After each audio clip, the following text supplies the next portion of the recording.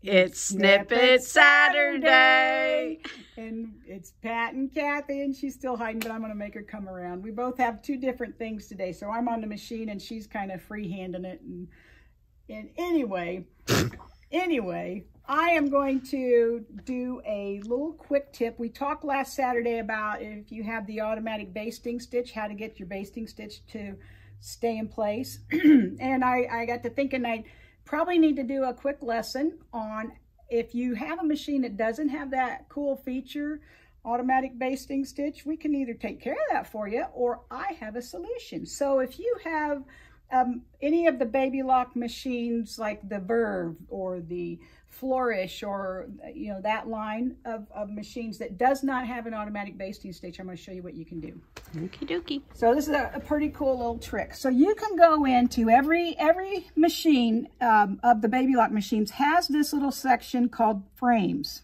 And if you go into frames, you have all of these little sections there. You can pick either the square or the triangle, or the rectangle, I mean. And then you page down through the pages till you get to the single line. That's your, just a basic, does a straight running stitch. And you're going to set it, and you can make it the size of your frame. So then you're going to go into the size, and you're going to enlarge it for whatever size fabric you have. This is for those, if you want to baste, if you can't hoop a fabric and you just want to baste it down. And once that's done, let's go a little bit wider. You know, you can just do it in your whole hoop if you want. So you hit OK. And now you don't have to pull your thread up or anything like I showed you with the other basting stitch, because it's a little bit smaller.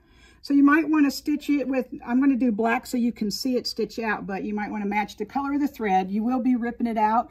And I also suggest that when you go into the sewing mode, because it just like every embroidery, it stitches that tack down, or the, is it a tack down? Tack down stitch. It'll do a locking stitch. And you don't really want that locking stitch. You just want it to start stitching. So one of the things I suggest, you're going to go to your embroidery, and you're going to go to the plus and minus, and you're going to go forward. We don't want to do that locking stitch, so we're going to go up about there till it stops, and it's just going to hopefully start stitching. You hit OK. And now I'm going to put my foot down, and let's see this stitch out. There it goes. It's not going to do a locking stitch. So now it's just a quick basting stitch.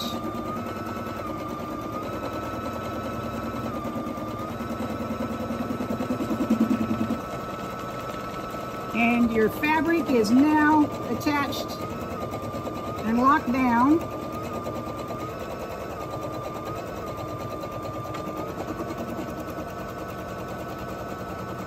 There you go.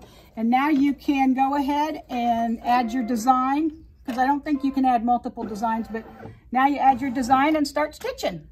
So, ta-da! Ta-da! Now you have a basting stitch in your machine. And if you don't even have an embroidery machine, we have plenty here. I know I'm not, Kathy's going to yell at me, but we have plenty. It's tips. I know it's tips, but if you want to get into embroidery, come see us. Okay, Kathy, it's your turn. Tell them your design. I'm going to switch cameras. Okay. So for those that always are questioning, do you snip or do you make notches? Here's the answer. This is for garment makers? Garment makers, yeah, any costumes, anything that you would want to turn inside out and you want it to lay flat. So like if we're doing Kimberbell things too? Mm-hmm, yeah. Oh, like those mug rugs. So if it's concave, which is the smiley. Concave is smiley? Yeah. See, it makes a when you just snip it. Oh. And then when you turn it inside out, oh, this isn't cut. It will lay flat, like around a neckline. Oh, okay. Okay. Now, arm, think of arm. It's convex. There you notch. Oh. And so the purpose is you have less bulk in that area. Mm-hmm. Okay. So smiley is I never remember what's concave and what's convex. So concave is smiley. Okay. Convex. Evex frown. So you got to remember from your geometry days. I didn't take geometry. I'm sorry. I took quilting geometry, but not school geometry. See, that's a notch. Okay. And it will lay flatter that way. Okay. And that's my tip. Happy Saturday! Bye. See you soon. Bye-bye. Guys, thanks for watching this video. If you want more of these videos, we have plenty more coming up. We got lots of new stuff coming. So what I want you to do to be prepared is you're going to click up here if you want to watch the next video, and you're going to click down here in the bottom if you want to watch all my favorite videos, my favorite things, if you want to get some more stuff. And then what we also want to do is subscribe so that you can get all the new stuff. And click the bell. Click the bell, subscribe, and thanks, and we'll see you in a bit.